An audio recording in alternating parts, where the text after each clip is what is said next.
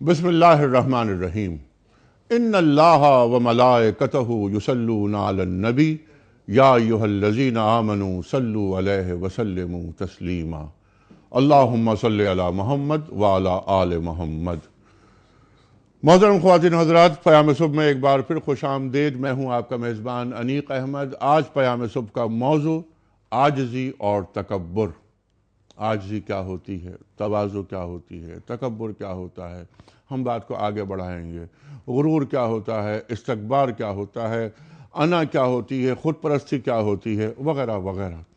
لیکن ایک بات یہ طے ہے کہ تکبر کی انتہائی مذمت اور ممانعت فرمائی گئی ہے ہمارے دین میں۔ اللہ تعالیٰ ارشاد فرما رہا ہے حدیث قدسی، الکبر ردائی، تکبر میری چادر ہے، اسے مجھ سے نہ کھینچو۔ سرکار دو عالم فرما رہے صلی اللہ علیہ وآلہ وسلم کہ جس شخص میں رائی کے دانے کے برابر بھی تکبر ہوگا وہ جنت میں داخل نہیں ہو سکتا۔ مستکبرین کون ہوتے ہیں؟ خواتین و حضرات، قرآن کریم کیا ارشاد فرماتا ہے؟ قرآن کریم ایک جگہ بیان کرتا ہے کہ موسیٰ اور ہارون کو فرعون اور اس کے سرداروں کے پاس روانہ کیا، ہم نے اپنی نشانیاں دے کر۔ کیا کیا ان لوگوں نے؟ استکبار کیا، تکبر کیا، پھر ان کو ذلت نصیب ہوئی۔ خواتین و حضرات، تکبر کیا ہوتا ہے، استکبار کیا ہوتا ہے، فخر کیا ہوتا ہے، تکبر علمی کیا ہوتا ہے، کیا تکبر تقوی بھی کوئی چیز ہوتی ہے، کیا ایک نسلی تکبر بھی ہوتا ہے، ان کی اقسام کیا ہیں، اور پھر ہم بات رکھیں گے اپنے علماء کے سامنے کہ اس کے بچاؤ کے لیے، اس رکاوٹ کے لیے ہم کون کون سے کام کر سکتے ہیں۔ مثلا سرکار دو عالم صلی اللہ علیہ وآلہ وسلم کا ارشاد ہے کہ سلام میں پہل کرو، سلام میں پہل کرو، تکبر کا خاتمہ ہو جاتا ہے۔ اور قرآن کریم ہمیں کیا بتاتا ہے کہ تکبر کرنے والا جنت میں داخل ہوگا تو پہلے اس کے تکبر کا خاتمہ ہوگا، تب وہ جنت میں جانے کا اہل ہوگا۔ خواتین و حضرات، تفصیل سے بات کریں گے اپنے عہد کے جید علماء سے۔ تشریف فرما ہے دنیا ٹی وی کے کراچی اسٹوڈیوز میں، لیکن پروگرام کا آغاز ہوتا ہے آیات ربانی کی تلاوت سے۔ خواتین و حضرات، سورہ بقرہ آیت نمبر 34 تلاوت کرنے کا شرف حاصل کر رہا ہوں۔ اعوذ باللہ من الشیطان الرجیم،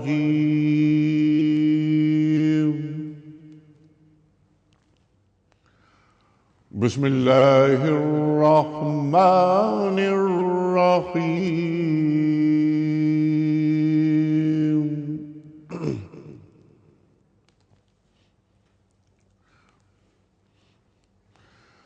وَإِذْ قُلْنَا لِلْمَلَائِكَةِ اسْجُدُوا لِآدَمَ فَسَجَدُوا إِلَّا إِبْلِيسَ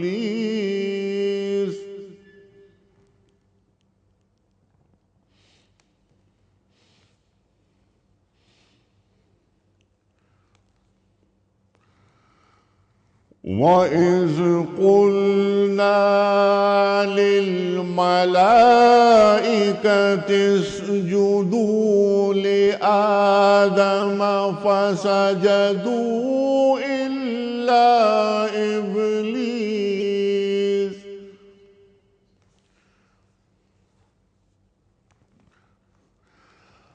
أَبَى واستكبر وكان من الكافرين۔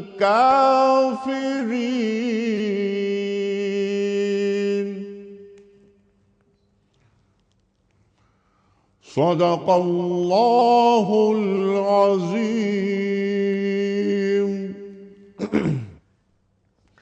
خواتین و حضرات، سورہ بقرہ کی آیت نمبر 34 کی تلاوت کرنے کا شرف میں نے حاصل کیا۔ ترجمہ پیش کر رہا ہوں۔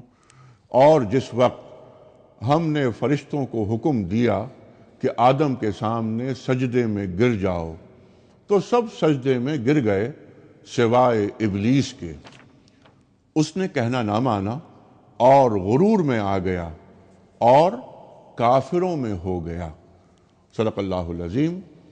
تشریف فرما ہے محترم مفتی نذیر احمد خان صاحب، ممتاز عالم دین، شباب سے واقف ہیں، خواتین و حضرات، جامعہ بن نوریہ کے ڈائریکٹر ریسرچ، دارالعلوم کراچی سے فارغ التحصیل، آپ کے ساتھ تشریف فرما ہے ہمارے عہد کا ایک اور بہت ممتاز، محبوب اور مقبول نام، محترم علامہ حمزہ علی قادری صاحب۔ تشریف لاتے رہتے ہیں پیام صبح میں، اور ہمیشہ ہم علامہ صاحب سے سیکھتے ہیں۔ دونوں مہمانوں کو خوش آمدید کہتا ہوا، اس سے پہلے کہ رکھوں پہلا سوال مفتی صاحب کی خدمت میں کہ یہ بتائیں ہمیں کہ دین تکبر کے بارے میں کیا فرماتا ہے، تکبر کے معنی کیا ہیں، استکبار کسے کہتے ہیں، کیا دونوں میں کوئی فرق ہے یا نہیں؟ پہلے کل کے سوال کا صحیح جواب اور آج کا سوال۔ کل سوال ہم نے یہ رکھا تھا آپ کی خدمت میں کہ وہ کون سے نبی تھے جو وفات کے بعد کچھ عرصے تک عصا کے سہارے کھڑے رہے؟ صحیح جواب حضرت سلیمان علیہ السلام۔ آج کا سوال نوٹ فرما لیجئے، قرآن کریم میں سب سے زیادہ ذکر کس نبی کا ہے؟ قرآن کریم میں سب سے زیادہ ذکر کس نبی کا ہے؟ تین آپشنز، حضرت یونس علیہ السلام، حضرت یوسف علیہ السلام یا حضرت موسیٰ علیہ السلام۔ خواتین و حضرات، درست آپشن روانہ فرمانے کے لیے ٹیلی فون نمبرز، اور ان ٹیلی فون نمبرز پر آپ براہ راست بات بھی کر سکتے ہیں، پروگرام میں شامل بھی ہو سکتے ہیں۔ نمبرز نوٹ فرما لیجئے، 0092234300981 اور 982۔ ہمارا ای میل ایڈریس ہے ps@duniatv.tv، ہمارا SMS کا نمبر ہے 3031۔ خواتین و حضرات، پروگرام کا آغاز ہم کرتے ہیں محترم مفتی نذیر احمد خان صاحب سے۔ مفتی صاحب، تکبر، یہ تکبر ہوتا کیا ہے؟ تکبر میں، فخر میں، غرور میں، استکبار میں، انا میں، خود پسندی میں کوئی فرق ہے؟ بسم اللہ الرحمن الرحیم۔ تکبر کی ابتدا اگر اس کے لیے ایک تمہیدی نوٹ باندھے تو ہم یوں کہہ سکتے ہیں کہ تکبر وہ عظیم برائی ہے جو انسان کو انسان سے اور انسان کو اللہ سے، یہ تکبر توڑ پیدا کرتا ہے۔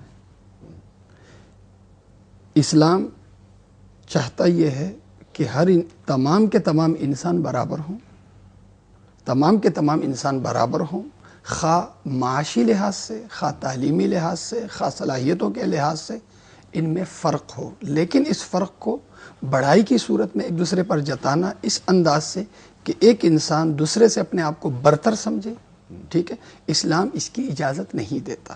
جس طرح تعصب انسانی اجتماعی معاشرے کے اندر توڑ کو پیدا کرتا ہے، جوڑ کو ختم کرتا ہے، اسی طرح انسان کو انسان سے توڑنے والی چیز وہ ہے تکبر، اور انسان کو انسان سے جوڑنے والی چیز وہ تواضع ہے۔ اللہ سے بھی جوڑتا ہے انسان کو اور انسانوں سے بھی جوڑتا ہے۔ اب یہ جو تکبر ہے، تکبر اور وقار، ہر چیز کی حد ہوتی ہے۔ تکبر اور وقار، وقار عین شریعت ہے، تکبر خلاف شریعت ہے۔ تواضع عین شریعت ہے، تذلیل خلاف شریعت ہے۔ مصیبت یہ ہے کہ جب حدود کا علم نہیں ہوتا، عموماً عدم علم، ان ایک چیز کا علم نہ ہونا، حدود کا علم نہ ہونا، اس بنیاد پر ہم ان چیزوں کو گڈمڈ کر دیتے ہیں۔ وقار کو تکبر سمجھنے لگتے ہیں اور کبھی تکبر کو وقار سمجھنے لگتے ہیں۔ اسی طرح کبھی اپنے آپ کی ہم تذلیل کر رہے ہوتے ہیں، سمجھ رہے ہوتے ہیں کہ ہم تواضع سے کام لے رہے ہیں۔ تواضع کی تعریف جناب رسول اکرم، تکبر کی تعریف جناب رسول اکرم صلی اللہ علیہ وسلم نے خود فرما دی ہے۔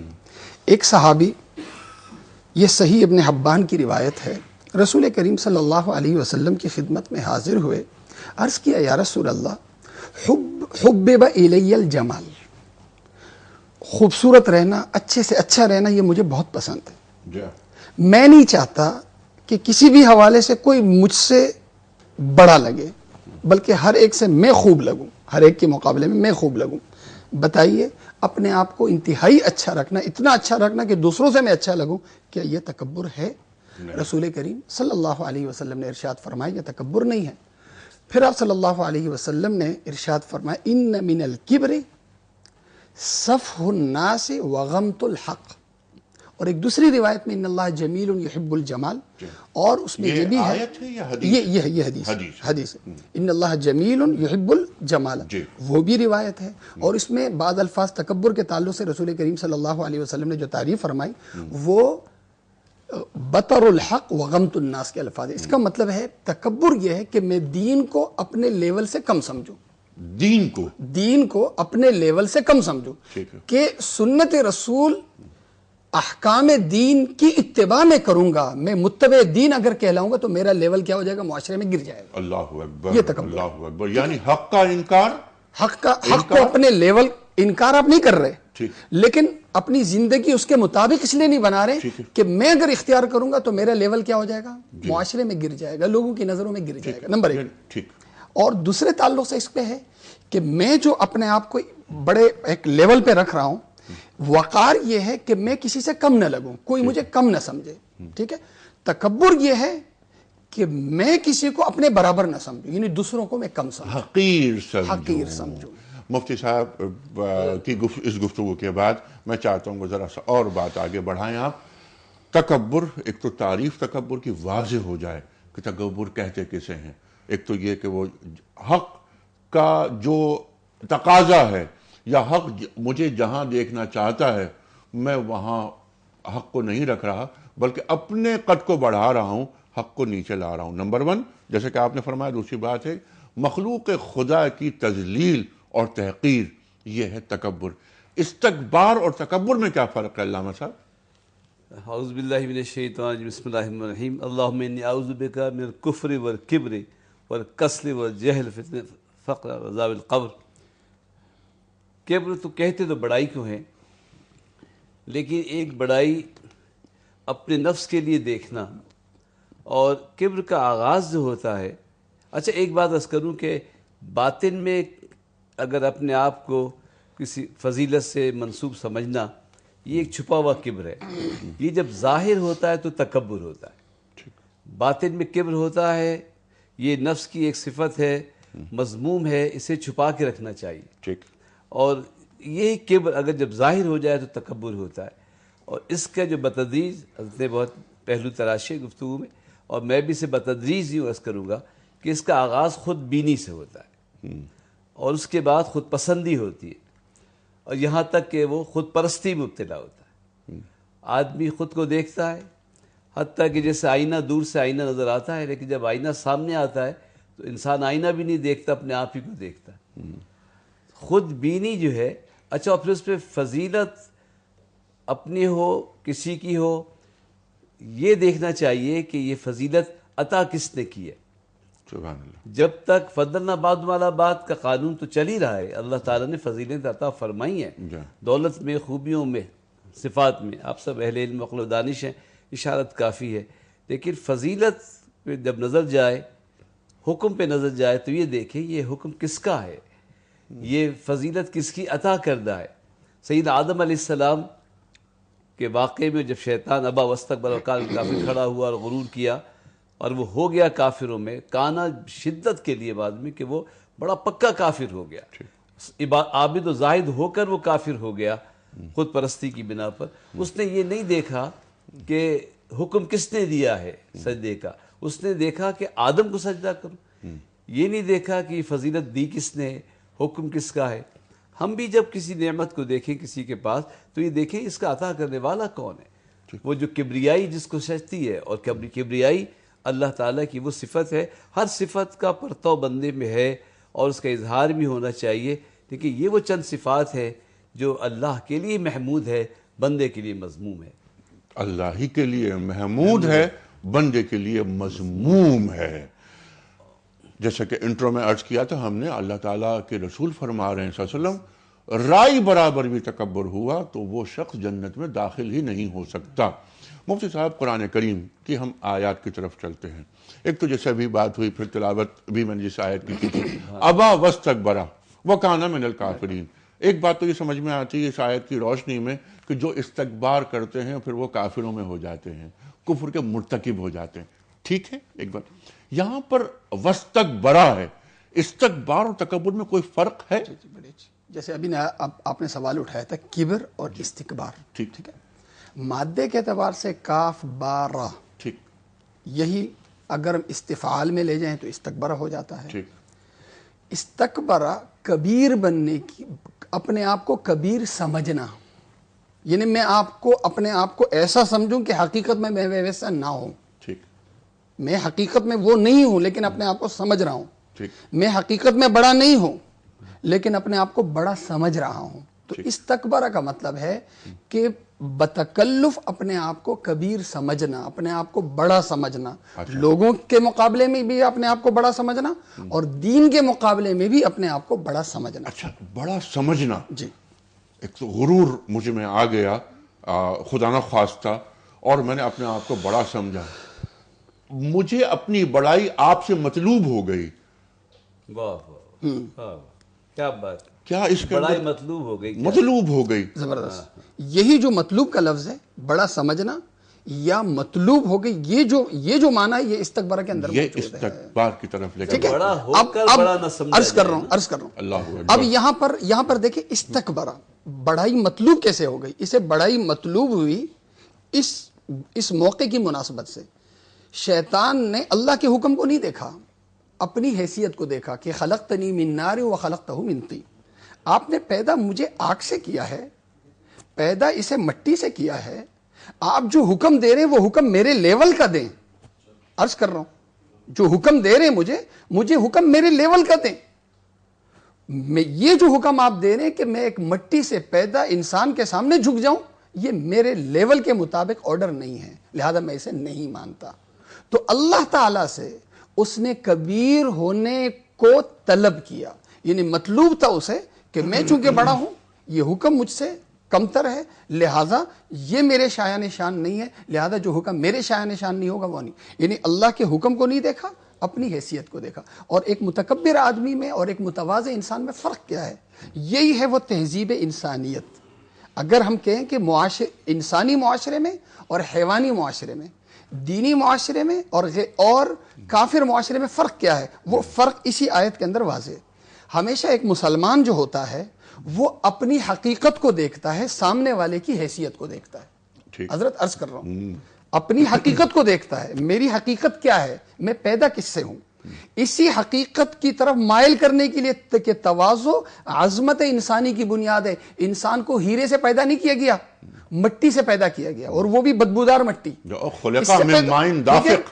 جی، من ماء دافق. لیکن اس کی عظمت کو اللہ تعالیٰ ہی کے طفیل سے عظمت ملی ہے. لقد خلقنا الانسان فی احسن تقویم. اسی کے سامنے فرشتوں کو جو ہے وہ جھکایا اور آدم کو حکم دیا، باوجود ہے کہ وہ علم میں بڑا تھا، عقل میں بڑا تھا، عبادت میں آگے تھا، لیکن اللہ کا حکم سب سے بڑا. تو عظمت انسانی، ایک مسلمان کیا کرتا ہے، ایک مسلمان معاشرہ، ایک مسلمان فرد اپنی حقیقت کو دیکھتا ہے، سامنے والے کی حیثیت کو دیکھتا ہے. جب اپنی حقیقت کو دیکھے گا تو وہ کسی کو اپنے سے نہ کمتر سمجھے گا، نہ کسی کے ساتھ ایسا سلوک کرے گا کہ اگلا شخص اپنے آپ کو اس کے مقابلے میں چھوٹا سمجھے. سبحان اللہ، سبحان اللہ. اور دوسرے یہ ہے حریت انسانی کا درس. ٹھیک ہے، حقیقت میں حریت انسانی.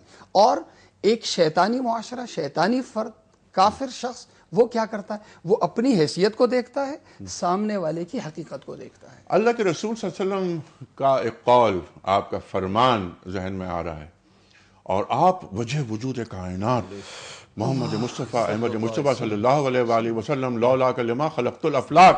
آپ فرما رہے ہیں، اور دعا کہ اے اللہ مجھے اپنی نظروں میں چھوٹا اور دوسروں کی نظروں میں بڑا بنا. اللہم اجعلنی فی عینی صغیرا وفی اعین الناس کبیرا. اللہ یہ وقار ہے، یہ ہے وقار، یہ ہے وقار. یہ وقار بھی جیسے کہ جلال کثرت جمال سے پیدا ہو تو پیارا ہوتا ہے. کثرت جمال سے کثرت پیدا ہو. جمال سے، سبحان اللہ، سبحان اللہ. آپ اپنے آپ میں جمال پیدا کیجئے، جلال خود ظاہر ہوگا. یہ جمال پیدا کیسے ہوتا ہے؟ انکسار سے، درویشی سے، عاجزی سے، تواضع سے، حسن خوبی سے. حسن خوب، یہی جمال ہے. اچھا، یہ بھی عرض کروں گا کہ ہمیں زوال پذیر نہیں ہونا ہے، ہمیں جمال پذیر ہی ہونا ہے. اللہ اکبر. ہمیں ترقی پسند ہونا ہے، ہمیں حسن خوبی کی طرف بڑھنا ہے، ہمیں معاشی تگودو میں آگے بڑھنا ہے، اور بڑھتے ہوئے یہ سمجھتے رہنا ہے کہ انسان کی حقیقت میرے اعتبار سے جو کچھ ہے لیکن یہ ہے بھی بہت عظیم. انسان کی عظمتوں کو بھی سلام ہو، لیکن اپنے وجود کو سلام نہ کرے، انسانیت کو سلام کرے. انسانیت کی عظمت کو جانے اور اس کو پھیلائے، اور وہ اپنے آپ میں بھی پیدا کرے اور دوسروں میں بھی اس کے فروغ کے لیے. یہ تعلیم کا حصول کیوں ہے؟ یہ اسی عظمت کی تقسیم ہے. جس کو جو دولت ملی ہے اس کی تقسیم ہے، لیکن اپنے نفس اور اپنے آپ کو ترجیح. وقار جو ہے وہ انتہائی انکسار سے پیدا ہوتا ہے. جس طرح میں نے عرض کیا کہ انتہائی جمال سے جلال پیدا ہوتا ہے، تو وقار جس خوبصورت چیز کی طرف حضرت اشارہ فرما رہے ہیں وہ کبھی بھی اپنے اندر وقار پیدا کرنے سے نہیں ہوتا ہے. انکسار جو پیدا کرتا ہے وہ پر وقار ہو جاتا ہے. نہیں ٹھیک ہے. اس کے ساتھ ساتھ یہ بھی ہے کہ اپنا جو مقام ہے وہ خود طلب نہیں کیا جاتا. جب وہ جمالیات، جیسا آپ نے فرمایا، کیونکہ جمال کا لفظ تو بہت بڑا لفظ ہے، اب جب جمالیاتی خواص مجھ میں پیدا ہو جاتے ہیں تو میں اپنا استحقاق طلب نہیں کرتا، بزرگی کا مقام مجھے خود بخود مل جاتا ہے. بے شک. ٹھیک. اچھا، اب جمال پر ایک نقطہ وہ میں چاہتا ہوں ضرور بیان کروں، اور اس کے بعد ہم دوبارہ تکبر کی بات کریں گے اور قرآن کریم کی آیات کی طرف ہم آئیں گے. اقبال کیا فرماتے ہیں کہ یہ جو چاند ہیں، یہ جو سورج ہیں، یہ ستارے ہیں، یہ تو پابند ہیں. کام کرنا ہے نا، یہ پابند ہے. سورج نکلے گا غروب ہوگا، چاند نکلے گا غروب ہوگا.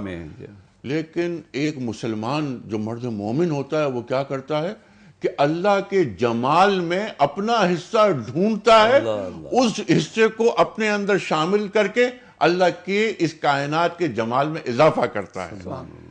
کل یوم ہوا فی شان.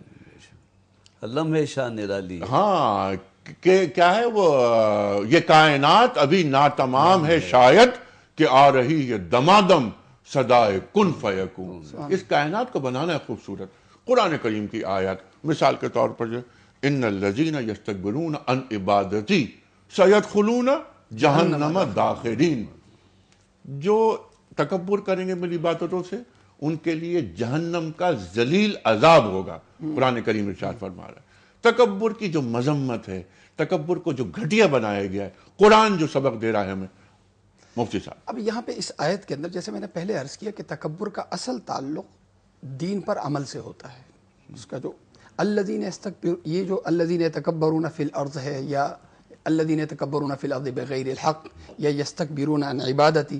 اسی طرح قرآن کریم کی ایک اور آیت جو ابھی ذہن میں آئی، لن یستنکف المسیح ان یکون عبدا للہ ولا الملائکۃ المقربون. حضرت مسیح علیہ الصلاۃ والسلام اللہ کے عبد ہونے میں وہ عار محسوس ہرگز نہیں کر سکتے. ٹھیک. اللہ کا عبد ہونا یہ سب سے بڑی حریت ہے.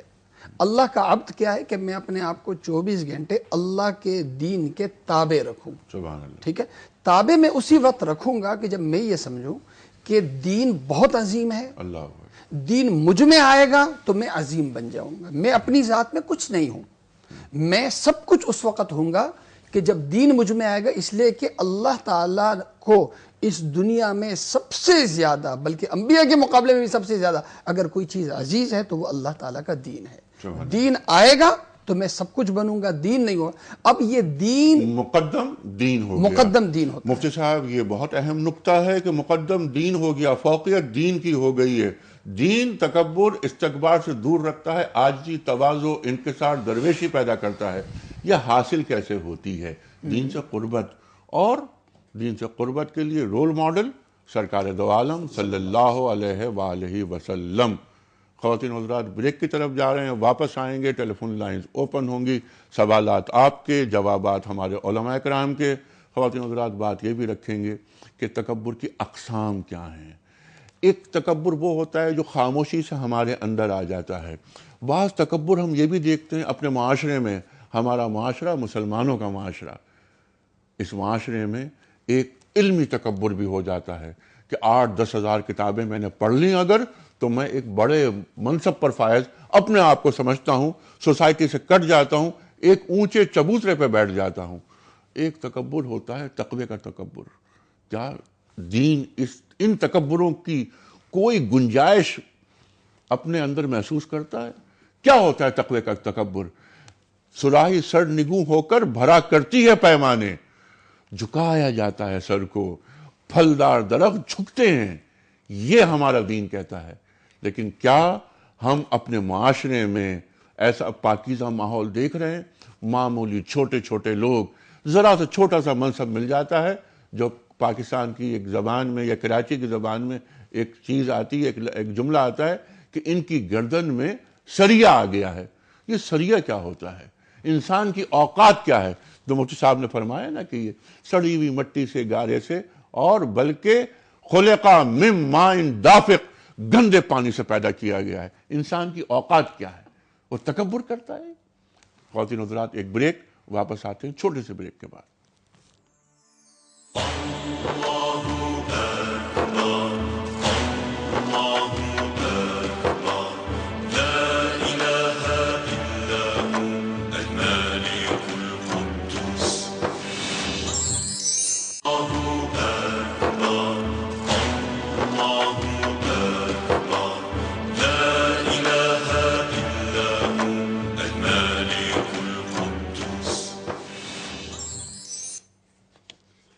ویلکم بیک خواتین و حضرات، پیام صبح میں ایک بار پھر خوش آمدید۔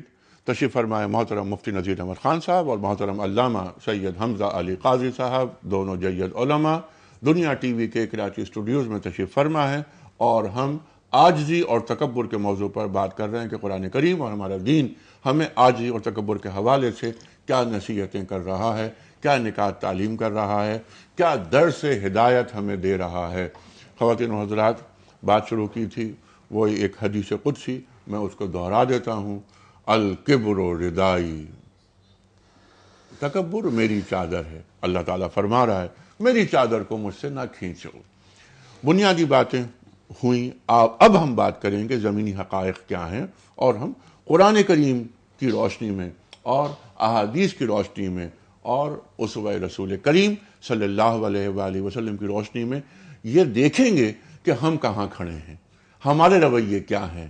ایک امتی جو اٹھتے بیٹھتے اپنے عشق کا اظہار کر رہا ہو، اس کا عمل کیا ہونا چاہیے اور وہ کر کیا رہا ہے، اس پہ ہم تفصیل سے بات کریں گے خواتین و حضرات۔ لیکن پہلے کل کے سوال کا درست جواب میں ایک بار پھر بتا دیتا ہوں، اور آج کا سوال ایک بار پھر رکھتا ہوں آپ کی خدمت میں۔ کل ہم نے سوال یہ رکھا تھا کہ وہ کون سے نبی تھے جو وفات کے بعد کچھ عرصے تک عصا کے سہارے کھڑے رہے؟ صحیح جواب حضرت سلیمان علیہ السلام۔ آج کا سوال نوٹ فرما لیجئے۔ قرآن کریم میں سب سے زیادہ کس نبی کا ذکر ہے؟ قرآن کریم میں سب سے زیادہ کس نبی کا ذکر ہے؟ یونس علیہ السلام، حضرت یوسف علیہ السلام، حضرت موسیٰ علیہ السلام۔ خواتین و حضرات، ایک اور ٹپ میں آپ کو دے دوں کہ یہ وہ نبی ہیں کہ جن کا پورے قرآن کریم کے ہر سپارے میں ذکر ہے سوائے ایک سپارے کے۔ خواتین و حضرات، ٹیلی فون نمبرز ہیں صحیح جواب روانہ فرمانے کے لیے اور اس پروگرام میں علماء سے براہ راست گفتگو کرنے کے لیے نوٹ فرما لیجئے 009221343، 00981 اور 982۔ ہمارا ای میل ایڈریس ہے ps@duniatv.tv، ہمارا SMS کا نمبر ہے 3031۔ خواتین و حضرات، چھوٹا سا ایک مقابلہ ہوتا ہے، مقصد صرف یہ کہ دینی معلومات کا فروغ خاص طور پہ ہماری نوجوان نسل میں قربت ہو۔ ذرا ایک پلان کے تحت محسوس یہ ہو رہا ہے کہ سوسائٹی کو سیکولر بنایا جا رہا ہے، خاص طور پہ میڈیا کو استعمال کیا جاتا ہے، شکوک و شبہات پیدا کیے جا رہے ہیں کہ دین سے وہ تعلق پیدا نہ ہو سکے جو دین کو مطلوب ہے۔ یہ ایک پروگرام ہوتا ہے، ایک مرحلہ اس میں یہ آتا ہے جس میں ہم روزانہ سوال رکھتے ہیں اور صحیح جواب بتانے والے کی خدمت میں دینی کتب پر مشتمل ایک تحفہ اس کی خدمت میں پیش کیا جاتا ہے۔ قاضی صاحب، اس سے پہلے کہ میں سوال رکھوں، ایک پرچی دے دیجئے، کل کے خوش نصیب فرد کا اعلان میں چاہتا ہوں قاضی صاحب کر دیں۔ مفتی صاحب، آپ کا بڑا کرم، آپ نے پرچی نکالی اور یہ قاضی صاحب اعلان کیجئے۔ ماشاءاللہ صاحب، بہت دور تک آپ کے پروگرام کی اللہ کا شکر۔ اثر پذیری ہے۔ کون؟ کینیڈا سے بلال احمد قریشی صاحب۔ بلال احمد قریشی صاحب کینیڈا سے آپ کی خدمت میں کتابوں کا تحفہ۔ قاضی صاحب، اب چلتے ہیں دوبارہ اپنے موضوع کی طرف۔ تکبر جو آج پھیلا ہوا ہے ہمارے معاشروں میں، مسلم معاشروں میں، اس کی قسمیں کیا کیا ہیں؟ ہمیں خبر بھی نہیں ہوتی کہ تکبر ہے، ہم مبتلا ہو گئے تکبر میں، ہمیں احساس ہی نہیں، لا علمی کے مزے ہم لوٹتے رہتے ہیں. اس لا علمی سے دور کیسے رہیں؟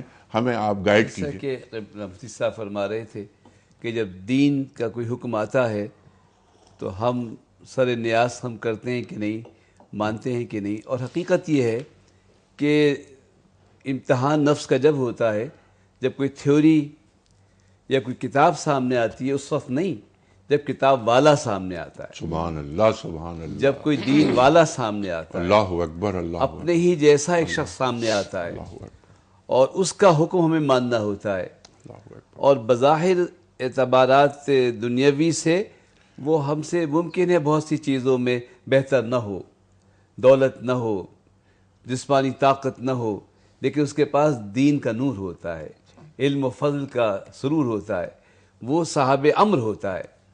اب اس صاحب امر کی بات ماننا بہت بڑی نفس کشی ہے. معاشرے کی بنیاد اگر اکائی فرد ہے تو اگر فرد ہی انا پرست ہو جائے تو پورا معاشرہ سلیبوں سے بھر جائے گا. یہ انا کی سلیب جو ہم گلے میں ڈالے چل رہے ہیں وہ ایک فرد سے بات شروع ہوتی ہے. اور مجھے کہہ دیجیے اس میں ہماری بھی ذمہ داری ہے، علماء کی بھی ذمہ داری ہے، والدین کی بھی ذمہ داری ہے کہ ہم اپنے بچوں کی تربیت کیسے کرتے ہیں. پیام صبح یہ پیام دیتا ہے کہ ہر شخص بھوکا اٹھتا ہے کہ وہ روزی کو تلاش کرے. پیام صبح یہ پیام ہے کہ عقل کو غیاب جستجو ہونا چاہیے، ارتیاب جستجو نہیں ہونا چاہیے. کچھ معلوم کرنے کے لیے آگے بڑھنا چاہیے، شکوک و شبہات پیدا کرنے کے لیے نہیں بڑھنا چاہیے. آج انسان کا ذہن جو ہے وہ غیبت، حسد، شکوک و شبہات، بے اعتباری، اس سے ہمارے دن کا آغاز ہو رہا ہے. ہم معاف کیجئے، آپ نے میڈیا سے خود ہی کہا، بہت سچے آدمی، ہم اخبار اٹھاتے ہیں کس قدر اس میں حقیقتیں ہیں، ہم ٹی وی کھولتے ہیں کتنی اس میں جانبداری ہے. تو جب میرے ذہن کی تعمیر اس طرح ہو رہی ہے تو میری انفرادیت مجروح ہوگی کہ نہیں ہوگی؟ یعنی جیسی مطلوب ہے وہ نہیں ہوگی، وہ وہی بنے گی جو آپ ہمیں بنانا چاہ رہے ہیں. اگر ہم یہ چاہتے ہیں کہ اس معاشرے سے تکبر ختم ہو تو ہمیں اس فرد کی تعمیر کرنی چاہیے، مجھے اپنے بچوں کی تعمیر کرنی چاہیے. اچھا، اس سے پہلے کہ تکبر ختم ہو معاشرے سے، مجھے تکبر کی شناخت کر دینی چاہیے کہ تکبر ہے کیا.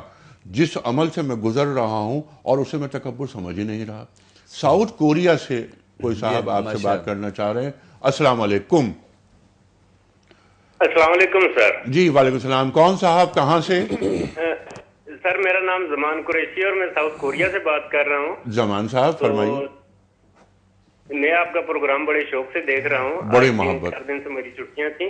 اچھا. اور میرا آپ سے ایک کوشچن ہے سر کہ ہم یہاں پہ میں اللہ کا شکر ہے نماز بھی پڑھ لیتا ہوں اور رمضان کا بھی اہتمام کرتا ہوں ماشاءاللہ. تو مسئلہ یہ ہے کہ ہم ان کافروں میں رہتے ہیں تو کبھی کبھار ہمارے دل میں یہ بات آ جاتی ہے کہ یہ جو کفار لوگ ہیں یہ بعض ٹائم نماز بھی نہیں پڑھتے اور رمضان بھی نہیں رکھتے. ہلکی سی ہمارے دل میں ایک چھوٹی سی بات آ جاتی ہے، کیا یہ بھی تکبر میں آتی ہے؟ اچھا، کہ اللہ کی عبادت نہیں کرتے اور اس طرح کی ہم جو کرتے ہیں ہم ان سے تھوڑے مختلف، ہمیں ڈیفرنٹ لگتا ہے ان لوگوں سے. ٹھیک ہے، تو کیا یہ بات بھی ہمیں تکبر میں لے جاتی ہے؟ اچھا خیر، سوال رکھتے ہیں مفتی صاحب کے سامنے. مفتی صاحب اس سوال کا جواب آپ دے دیجیے. دیکھیں، اس پہ تو اللہ تعالیٰ کا شکر کرنا چاہیے کہ الحمدللہ اسلام کی ایک بڑی نعمت مجھے حاصل ہے. ٹھیک ہے. لیکن اس نعمت کے حصول کی وجہ سے اپنے آپ کو کسی کے مقابلے میں بھی اپنے آپ کو اس سے برتر نہیں سمجھنا چاہیے. ٹھیک. یعنی اس نعمت پہ شکر ہونا چاہیے، اس نعمت پہ غرور نہیں ہونا چاہیے. اور دعا یہ کرنی چاہیے کہ ان تک کلمہ نہیں پہنچا تو اے اللہ جس طرح تو نے مجھے مسلمان کر دیا، یہ شکر کا طریقہ ہے. شکر کا طریقہ، اور میرے کردار کی روشنی سے یہ شخص بھی حلقہ بگوش اسلام ہو جائے اور اس کے دل میں کلمہ طیبہ اتر جائے. اور اس کی دلیل قرآن حدیث. جی. قرآن کریم سے پورے قرآن کا خلاصہ سورہ یاسین ہے. جی. دل ہے. جی. پورے سورہ یاسین کا خلاصہ ایک غریب مسکین، ٹھیک ہے، اس کا ایک جملہ ہے، یا لیت قومی یعلمون. اے اللہ، دین کی جو نعمت تو نے میرے نصیب کی، اللہ اکبر، اور آج جنت کی جن نعمتوں میں ہوں، اے اللہ میری قوم کے لوگ جنہوں نے مجھے مارا پیٹا اور مار کے مجھے شہید کر دیا، اور انجام کار مجھے جنت میں پہنچا دیا. ٹھیک ہے.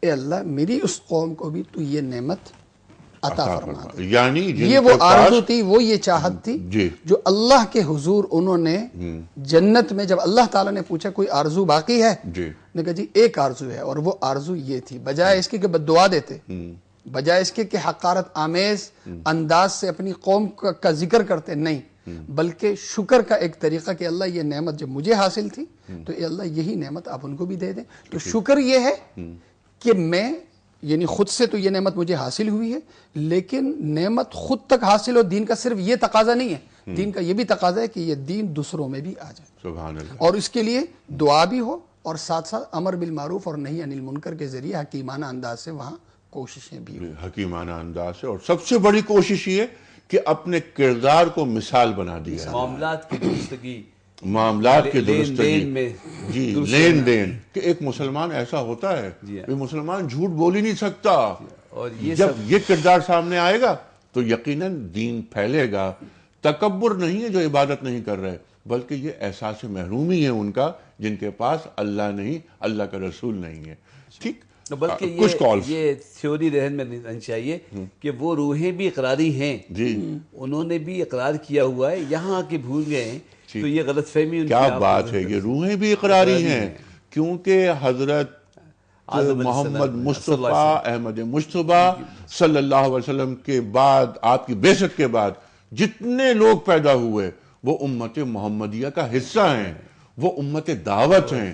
ہم نے کلمہ قبول کیا, پڑھا ہم نے دین, تو ہم امت اجابت ہیں. یہ تو ہمیں اپنا کام کرنا چاہیے اپنے کردار کے ذریعے. صحابہ اکرام نے تقریروں کے ذریعے دین نہیں پھیلایا, دنیا بھر میں جہاں جہاں گئے, بڑے بڑے واعظ نہیں کے لمبے لمبے, اپنا کردار پیش کیا, لوگوں نے دیکھا, مسلمان ہوئے کہ مسلمان کا کردار ایسا ہوتا ہے. کچھ کالز لیتے ہیں. السلام علیکم. وعلیکم السلام. جی فرمائیے, کون کہاں سے؟ نیک صاحب, میں شگفتہ بات کر رہی ہوں کراچی سے. جی فرمائیے. میں آپ کا پروگرام روز بہت شوق سے دیکھتی ہوں اور بہت کچھ سیکھتی ہوں آپ کے پروگرام سے. الحمدللہ الحمدللہ. نیک صاحب, آپ سے سوال پوچھنا تھا کہ میں اکثر آپ کا پروگرام دیکھتی ہوں اور جو علماء کرام بتاتے ہیں میں اپنی زندگی میں اس کو امپلیمنٹ کرنے کی کوشش کرتی ہوں. بہت اچھی تو بات. جب بھی کوئی ایسی بات ہوتی ہے کہ جیسے صبر کے بارے میں آتا ہے یا عبادات کے بارے میں یا عاجزی کے بارے میں, تو اگر اللہ کا شکر ہے میں کوئی چیز اپنے اندر محسوس کرتی ہوں کہ میں اللہ کا شکر ہے یہ کرتی ہوں, بہت یہ احساس جو ہے یہ غرور یا تکبر میں تو نہیں آتا. اچھا, کہ یہ غرور یا تکبر میں تو نہیں آتا. علامہ صاحب. نہیں, بے شک خوبی کا شکرانے کے طور پہ احساس ہونا یہ تو بہت اچھی بات ہے. وہ نیکی تو یہی تو ایک نعمت ہے, نیکی کا فوراً جو ایک صلہ یہاں ملتا ہے کہ, اور ایمان کی نشانی میں سے ایک نشانی یہ ہے کہ آپ کوئی نیکی کریں تو آپ کو خوشی محسوس ہو, کیا بات, اور جب آپ سے کوئی غلطی ہو جائے تو آپ کو ندامت ہو. حدیث ہے حضرت کی تائید میں حضرت ابو موسیٰ اشعری رضی اللہ عنہ کی روایت ہے, انہوں نے اللہ کے رسول صلی اللہ علیہ وسلم سے پوچھا, یا رسول اللہ, میں کبھی کبھی مسجد میں نوافل کے اندر میں مشغول ہوتا ہوں, نوافل پڑھ رہا ہوتا ہوں, اکیلا ہوتا ہوں, مسجد میں کوئی نہیں ہوتا, اتنے میں دیکھتا ہوں کہ مسجد میں کچھ لوگ یا کوئی شخص داخل ہو گیا ہے, تو میں اپنی نماز کے اندر اور خشوع پیدا کر دیتا ہوں. تو کیا یہ چیز دکھلاوے میں آتا ہے؟ دکھلاوے میں آتا ہے. جناب رسول اکرم صلی اللہ علیہ وسلم نے ارشاد فرمایا کہ دنیا کے تعلق سے اللہ تعالیٰ اس کام پہ تمہیں خوشخبری دے رہے ہیں, یعنی سرور کا ملنا یہ عین ایمان ہے. شرمندگی بے دینی پہ ہونی چاہیے, دین پہ شرمندگی نہیں بلکہ اندر سے سرور کا ملنا چاہیے. تو دین پہ عمل ہو اور سرور ملے, مزہ آئے, بہت اچھی بات. ٹھیک ہے, بہت وضاحت سے جواب دے دیا آپ نے. مفتی صاحب, تکبر کی جو اقسام کی بات کر رہا تھا میں, ہمارے معاشرے میں تکبر پھیلا ہوا ہے, تعصب پھیلا ہوا ہے, نسلی تفاخر کی بات ہوتی ہے. یہ تکبر کی شکلیں ہیں مختلف, جو آپ ہم سے بہتر جانتے ہیں, ذرا وضاحت کیجئے. دیکھیں, تکبر ہی وہ چیز ہے جو انسان کو انسان سے کاٹتا ہے, تواضع ہی وہ چیز ہے جو انسان کو انسان سے جوڑتا ہے.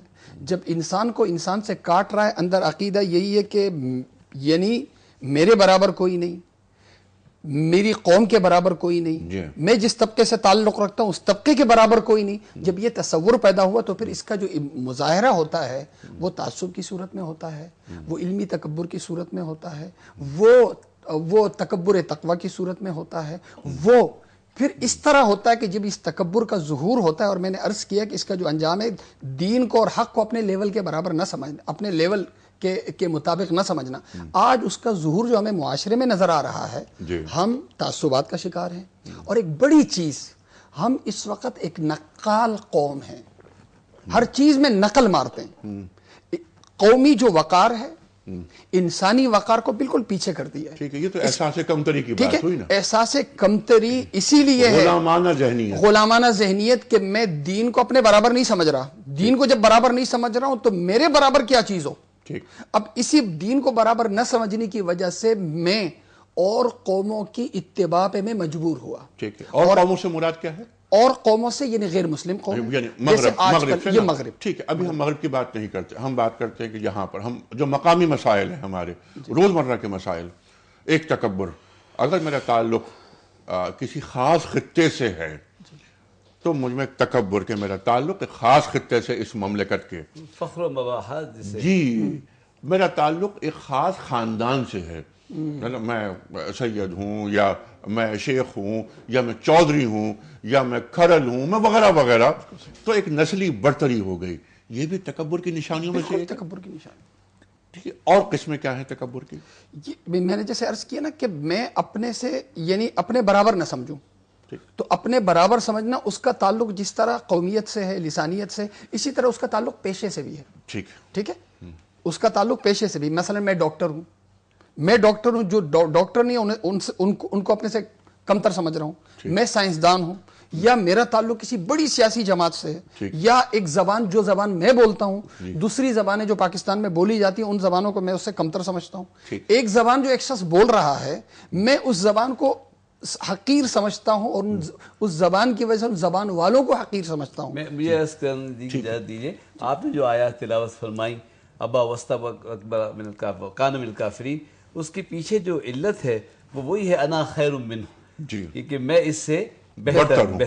اچھا، اور مجھے عرض کرنے دیجیے کہ جس طرح حسد انہی چیزوں سے ہوتا ہے جو کسی نہ قسم کی خوبی ہوتی ہے یا بڑائی ہوتی ہے، کسی چیز میں کوئی نعمت پائی جاتی ہے، بہتری پائی جاتی ہے، دولت پائی جاتی ہے، تو اس سے حسد پیدا ہو. اسی طرح اپنے اندر بھی کبر ہمیشہ کسی خوبی سے پیدا ہو جاتی ہے، کسی فضیلت سے پیدا ہو جاتی ہے. تو جب آپ یہ محسوس کریں کہ یہ خوبی مجھ میں ہے، اسی وقت آپ کو اس کی بڑائی کے احساس سے رکنا پڑتا ہے. تعصب کے لیے مجھے ایک اور جملہ اس وقت کے لحاظ سے وہ آپ کے لفظ کے عصر حاضر کے لفظ میں عرض کر دیجئے کہ تعصب کہتے ہیں اپنی قوم کا ظلم میں ساتھ دینا. مظلومیت میں ساتھ دینا تعصب نہیں ہوتا. اب آپ کی قوم ظلم کر رہی ہو اور آپ صرف اس لیے اس کا ساتھ دے رہے ہیں کہ وہ آپ کا ہم زبان ہے، آپ ایک جگہ کے رہنے والے ہیں، یہ تعصب ہے. لیکن اگر آپ کا کوئی ہم زبان ہے، ہم وطن ہے، اور اس پہ ظلم ہو رہا ہے تو آپ اس کو ساتھ دیں گے تو تعصب نہیں ہوگا. بالکل ٹھیک، بہت عمدہ بات آپ نے فرمائی. اچھا، ایک تعصب اور تکبر یہ بھی ہوتا ہے کہ میرے پاس اللہ نے مال دے دیا. جیسے ابھی آپ نے بات فرمائی، کوئی ہنر میرے پاس آ گیا، اس ہنر کے حصول میں میرا کوئی کمال نہیں، یہ فضل خداوندی ہے. اگر فضل خداوندی نہیں ہوتا میرے پاس مال نہیں آتا. قارون، قرآن کریم جو ارشاد فرما رہا ہے، قارون کو کیا تکبر تھا کہ یہ میری محنت کی وجہ سے یہ مال میرے پاس آیا ہے، اللہ نے نہیں دیا مجھے مال. یہ اور قارون کون؟ حضرت موسیٰ علیہ السلام کا چچا زاد بھائی. ٹھیک ہے علامہ صاحب، مفتی صاحب کچھ کال دیتے ہیں. جی السلام علیکم. وعلیکم السلام. جی فرمائیے. سر انیک صاحب، میں مسز یاسین بات کر رہی ہوں ملتان سے. جی مسز یاسین. سر آپ ٹھیک ہیں؟ الحمدللہ الحمدللہ. میرا یہ سوال تھا کہ ایز اے فادر جب وہ اپنی تمام فائنینشلی جو بچوں کی جو ضرورتیں پوری کرتا ہے جی، اور لیکن اس کا کریکٹر بچوں کا نہیں بناتا اپنے رویے سے، تو اس کے بعد وہ بچوں سے اپنی رسپیکٹ مانگتا ہے اور بچے نہیں دے پاتے، تو اس کو آپ کس طرح لیں گے تکبر میں؟ اچھا، اس کو تکبر سے جوڑ رہی ہیں آپ. رکھتا ہوں سوال کہ ان کا جو رویہ ہوتا ہے ایز اے فادر، وہ اپنے آپ کو بڑا سمجھتے ہیں نا. ٹھیک ہے. تو لیکن وہ بچوں سے وہ کہتے ہیں کہ مجھے رسپیکٹ ملے، جی، کیونکہ میں نے آپ کے تمام اخراجات پورے کیے ہیں. جی ہاں. تو آپ اس کو کس طرح لیں گے؟ ٹھیک، اس کو کس طرح لیں گے؟ سمجھا سکتے ہیں کیونکہ وہ سمجھنا نہیں چاہتے اس بات. بالکل ٹھیک ہے. ایک تو یہ سوال کا جواب مفتی صاحب آپ دیجیے گا. مالی ضرورتوں کو تو پورا کر رہا ہے باپ، لیکن جو کام کرنے ہوتے ہیں اصل کام وہ ذمہ داریاں ادا نہیں کر رہا ہو، جو وقت دینا ہوتا ہے، پرورش کرنی ہوتی ہے اولاد کی، ایک تعلق رکھنا ہوتا ہے، تربیت کا ایک تعلق ہوتا ہے، وہ نہیں ہو رہا. اور باپ صرف پیسے دے دیتا ہے کہ بھائی ٹھیک ہے پیسے آپ کو چاہیے یہ پیسے لے لیں، آپ کو 1 لاکھ چاہیے میں 5 لاکھ دے دیتا ہوں. لیکن کیا یہ باپ میں کسی تکبر کا آنا شمار ہوگا یا غیر ذمہ داری؟ یہ غیر ذمہ داری ہے. غیر ذمہ داری، سہولتیں دے رہا ہے، تربیت نہیں دے رہا. غیر ذمہ داری ہے. یعنی کردار دینا اصل ہے، کردار دیں، کردار کے ساتھ ساتھ مالی ضرورتیں پوری کرنا وہ بھی اس کا حصہ ہے. ٹھیک ہے. لیکن ظاہر ہے انسان 2 قسم کی ضرورتیں ہیں، جسمانی ضرورتیں بھی پوری کرنی ہیں اور روحانی ضرورتیں بھی پوری کرنی. آپ جسمانی ضرورت کو پورا کر رہے ہیں حد سے زیادہ، لیکن روحانی ضرورتوں سے بالکل آپ جو ہیں وہ آری ہیں یا انہیں نظر انداز کر رہے ہیں، تو یہ غیر ذمہ داری کا آپ ثبوت ہے. مال تو دشمنی بناتا ہے، دوست تو کبھی نہیں بناتا. جی بالکل. اسی لیے اولاد اور مال کو قرآن کریم فتنہ کہہ رہا ہے، اور فتنہ سے مراد یہاں آزمائش ہے. ٹھیک ہے، آخری منٹ چل رہے ہیں، میں چاہتا ہوں کہ ذرا آپ بات کریں کہ تکبر کے خاتمے کے لیے خواہ وہ کسی بھی شعبے میں ہو ہمیں کیا کرنا چاہیے، اور خاص طور پر اپنی اولاد کی تربیت میں، تاکہ ان کے اندر تکبر کا بیج ایک درخت کی شکل میں نمودار نہ ہو. ان اللہ لا ينظر الى صورکم ولا الى اموالکم ولکن ينظر الى قلوبکم واعمالکم. ٹھیک ہے، ہمیں معاشرے کے اندر حیثیت انہیں دیں جو کردار کو حیثیت دیں، مال کو یا دولت کو یا عہدے کو حیثیت نہ دیں. ہر اس بندے کو اہمیت دیں، ہر اس بندے کو عزت دیں جو کردار میں اوپر ہو، چاہے وہ غریب ہو، چاہے وہ مالدار ہو، چاہے وہ عہدہ رکھنے والا ہو، چاہے عہدہ نہ رکھنے والا ہو. عمل کو، کردار کو پروموٹ کریں گے، اسی کو عزت دیں گے اور اس میں اس کی پیروی بھی کریں گے. تو یہ وہ تعلق ہے کہ اس سے انسان کے اندر مساوات بھی آئے گی، اور اللہ تعالیٰ سے جب تعلق بنے گا تو انسانوں کا آپس میں تعلق خود بخود بن جائے گا. ماں باپ اصل ہیں، اولاد فرع اور شاخیں ہیں. اگر آپ اصل ہیں، جڑ ہیں، تو جڑ کی طرح زیر زمین رہیے، زمین سے لپٹے رہیے، اور تلاش کیجئے کہیں ایک قطرہ پانی بھی مل جائے تو آخری ٹہنی تک پہنچا دیجئے. اپنے آپ کو عز و انکسار کا پیکر بنا کر دوسروں کے وقار کی خاطر زندہ رہیں. آپ کی بہاریں خود اپنی دیکھیں گے آپ انشاءاللہ. سبحان اللہ، سبحان اللہ. اور جڑوں کا جو کام ہوتا ہے وہ کام اپنے فرائض میں شامل کر لینا چاہیے، ہمیں سر جھکانا چاہیے. سرکار دو عالم صلی اللہ علیہ وسلم کی ایک حدیث، اس پر پروگرام ختم کر رہے ہیں. اور سبحان اللہ، سبحان اللہ، آپ فرما رہے ہیں وجہ وجود کائنات کہ اے اللہ مجھے اپنی نظروں میں چھوٹا اور دوسروں کی نظروں میں بڑا بنا. یہ فرما رہے ہیں سرکار دو عالم صلی اللہ علیہ وسلم. کیا ہم عمل کر رہے ہیں ان باتوں پر؟ اور جو نکات تعلیم کی ہے ہمارے جید علماء حضرات نے، خواتین حضرات، یہ صرف گفتگو نہیں، گفتگو برائے گفتگو نہیں، بلکہ یہ عمل کا متقاضی ہے. یہ تمام یہ مسائل اور قرآن کریم کے یہ پوائنٹس، ان کو ہمیں اپنی زندگیوں میں شامل کرنا چاہیے. گفتگو ہوتی رہتی ہے خواتین و حضرات، وہ عمل کے قالب میں ڈھلنا چاہتی ہے. یہ گفتگو اس بات کی خواہش مند ہے. ایک مومن دوسرے مومن کا آئینہ ہوتا ہے. فرما رہے ہیں سرکار دو عالم صلی اللہ علیہ وسلم جی کہ ایک مومن دوسرے مومن کا آئینہ ہوتا ہے. ہمیں دوسرے مومن کے آئینے میں اپنی شکل کیسی نظر آ رہی ہے؟ کیا ہم میں تکبر ہے؟ ہاں ہے. چھوٹے چھوٹے تکبر کے جو شاخسانے ہوتے ہیں وہ بڑائی پیدا کر لیتے ہیں، اور پھر یہ کہ معاشرے خراب ہو جاتے ہیں. اپنے معاشروں کی ہمیں تہذیب کرنی ہے، اپنے معاشروں کی ہمیں تطہیر کرنی ہے. یہ اس وقت تک نہیں ہو سکتا یہ عمل جب تک کہ ہم اپنے اندر تواضع، انکسار، درویشی، انسان دوستی اور احترام انسانیت کے جذبوں کو اپنے اندر پیدا نہیں کر دیتے، جو کہ دین کا تقاضا ہے. لقد کرمنا بنی آدم، انسان کی اہمیت اور عزت میں اضافہ کرنا ہے. خواتین و حضرات، پروگرام یہاں ختم کر رہے ہیں. کل انشاءاللہ بات کریں گے. آپ نے بھی ذکر کیا تھا کہ ایک ڈاکٹر کا ذکر کیا تھا کہ ڈاکٹرز میں تکبر نہیں ہونا چاہیے. کل کا موضوع یہ ہے کہ ایک مسلمان ڈاکٹر کیسا ہوتا ہے. سرکار دو عالم صلی اللہ علیہ وسلم کا ایک امتی ڈاکٹر اسے کیسا ہونا چاہیے. آج پورا معاشرہ کمرشل ہوتا جا رہا ہے، مسیحائی کر رہا ہے ڈاکٹر۔ اللہ کے رسول صلی اللہ علیہ وسلم ایک مسلمان ڈاکٹر کو کیسا دیکھنا چاہ رہے ہیں؟ ایک ڈاکٹر تشریف لائیں گے ہمارے ساتھ اور ایک عالم دین ہوں گے، تفصیل سے ہم بات کریں گے۔ پروگرام یہاں ختم کرتے ہیں آج کی بات پر۔ قول ہے حکمت و دانش کا، قول ہے امیر المومنین حضرت علی مرتضی کرم اللہ وجہہ کا۔ آپ فرماتے ہیں کہ جس کا وزیر اس کے ساتھ خیانت کرتا ہو اس کی سب تدابیر ناکام ہو جاتی ہیں۔ جس کا وزیر اس کے ساتھ خیانت کرتا ہو اس کی سب تدابیر ناکام ہو جاتی ہیں۔ خواتین و حضرات، کیبنٹ بن رہی ہے، اللہ کرے کہ حضرت علی مرتضی کرم اللہ وجہہ کا یہ قول ان لوگوں تک پہنچے کہ جو ہمارے پاس حکمران بن کر آ رہے ہیں۔ انیق احمد کو اجازت، خدا حافظ۔